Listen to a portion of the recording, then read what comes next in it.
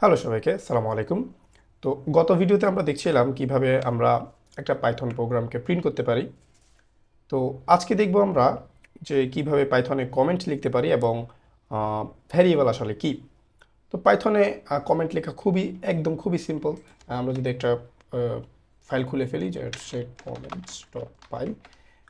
তো আমরা সাধারণভাবে যদি আহ, মানে কোনো একটা কিছু প্রিন্ট করতে চাই, সাপোজ আমরা যদি এটা প্রিন্ট করতে চাই, প্রিন্ট এখন আমরা এখানে এখানে যদি বলি যে দিস ইজ এ কমেন্টস, এখন আমরা যদি এটা প্রিন্ট করতে চাই কি হবে সাধারণভাবে, যে আমাদের just this is a comment সেটা প্রিন্ট হবে। আচ্ছা, তো এখন কমেন্ট আমরা কীভাবে লিখবো? কমেন্ট লেখার জন্য আমাদেরকে জাস্ট সামনে দিয়ে একটা হ্যাশ দিতে হবে, তাহলে এইটা আর প্রিন্ট হবে না। এখন যদি আমরা প্রোগ্রামটা রান করি তাহলে আমাদের কোনো কিছু আর প্রিন্ট হবে না।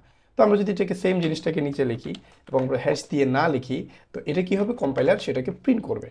আচ্ছা, তো এখানে আসলে পার্থক্যটা কি? পার্থক্যটা হচ্ছে যখন কোনো লাইনের শুরুতে হ্যাশ চিহ্ন থাকবে তখন পাইথন কম্পাইলার সেটাকে কমেন্ট হিসেবে কাউন্ট করবে এবং সেটাকে আর কম্পাইল করবে না বা রান করবে না। আচ্ছা, এটা হচ্ছে পাইথনের কমেন্ট লেখার সিস্টেম। তো এখন আমরা দেখবো যে ভ্যারিয়েবল আসলে কি। ভ্যারিয়েবল আসলে হচ্ছে কি, যে সেখানে হচ্ছে আমরা ডাটার ভ্যালুগুলোকে স্টোর করে রাখি, সেটা হচ্ছে মূলত ভ্যারিয়েবল।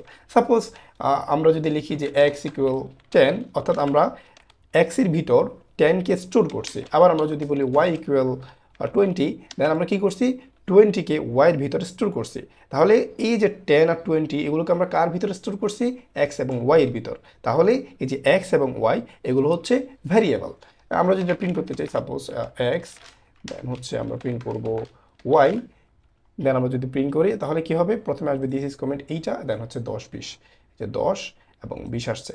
তো এইটা হচ্ছে কি, এটা হচ্ছে আমরা ভ্যালুগুলোকে যার ভিতরে স্টোর করব সেটাই হচ্ছে মূলত ভ্যারিয়েবল। এখানে আমরা সংখ্যা না দিয়ে যে কোনো ধরনের স্ট্রিংও দিতে পারি, যেমন বলতে পারি যে str, যেমন আমরা বলতে পারি this this is a string.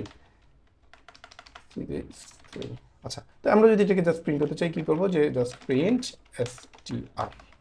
আচ্ছা, তো এটাকে যদি আমরা প্রিন্ট করি কী হবে, জাস্ট হচ্ছে 10 20, তারপরে দিতে যে স্ট্রিং।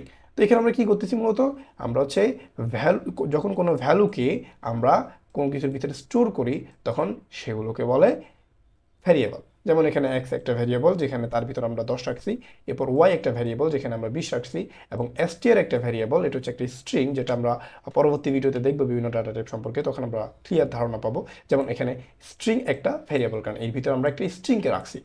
এতটুকু বুঝতে পারলেই এনাফ।